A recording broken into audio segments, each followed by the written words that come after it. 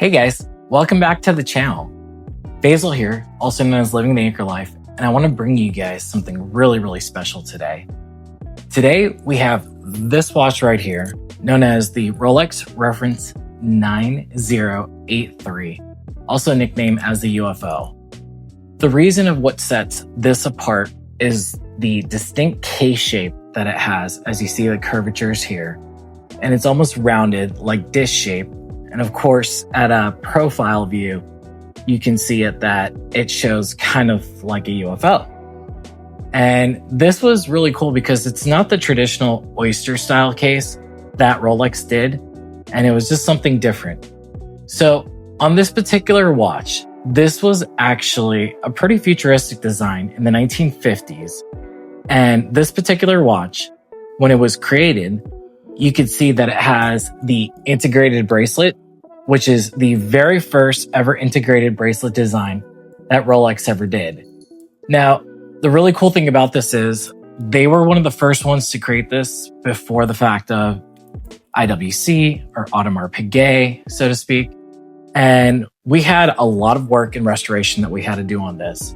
So on this particular one, as you can see, the dial condition is absolutely impeccable in a creamy white tone with a honeycomb waffle-like shaping to it. On this particular one, when we got it for restoration, the hands were incorrect on it. So on this particular style, the hands actually do not have lume on the inside. So we had to make sure to get those exactly. And luckily we had a source that we called in, a good friend of ours, Michael McCarty, who was able to get me a set of these to correctly restore it. And once we got it, as you can see, it was a little bit incomplete. So on this particular one, after we did the servicing to it, which is a caliber 1210, running correctly as can be, the bracelet restoration only comes in two different references. So on this particular one, as we look at the bracelet, it is stamped 7206 being the reference. That reference is actually a stretch bracelet with a bigger buckle on the oyster. And then there's a fixed version, which is reference 6636. And that particular one does not have the stretch to it. So on this particular one, we were missing the last two links on one side as it was pinned in correctly. So we needed a 19.2 millimeter link and a 17.75. But the kicker and catch to this watch is this bracelet is an oyster bracelet, but it is known as a curved Swiss only oyster bracelet of those two references. So the widths of the links in between are much different than all the other CNIs that you'll see out there. This is known as kind of the big buckle version. And the funny thing is, on this bracelet alone, in today's market, it is $5,000 just to get this bracelet. That's just the bracelet. We're not even talking about the watch itself. So on this one, we had to get hands. We had to go ahead and do a service, brand new crystal, and find those links. And let me tell you, those links were really hard to find. This particular watch went to some really great dealers to help me to find the links. Just to name a few, there was Gary Haftel, also known as Exposing Time Inc. There was John Buckley, yes, the guy named after the Rolex watch.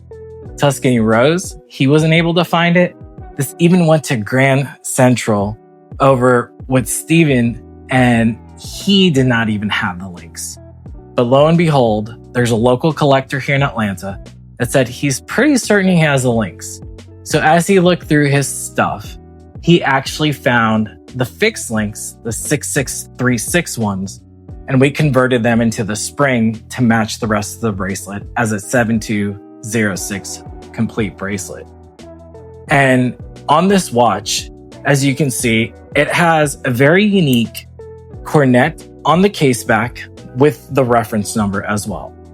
But needless to say, a very cool watch, a very unique design. You won't see it every day. And if you're looking for unique vintage like this, Feel free to message us as we get things all the time. This particular watch is a stunning example and probably one of the nicest dials that you will ever see on this reference, because a lot of them do get degraded. I mean, you're talking about production of this from around 1953 to around 1959. So patina is very common, but on this one, just a creamy look. But needless to say, if you ever have any questions, let us know. And as always, stay tuned to the channel on some unique vintage watches that we'll be going through that we'll have available for sale at the shop. The link is in the description, and it's also LivingTheAnchorLife.com. I hope to see you guys there, and thank you so much for tuning in to this YouTube video about this beautiful Rolex Precision 9083 UFO. I hope you guys like that, and for more content, please stay tuned.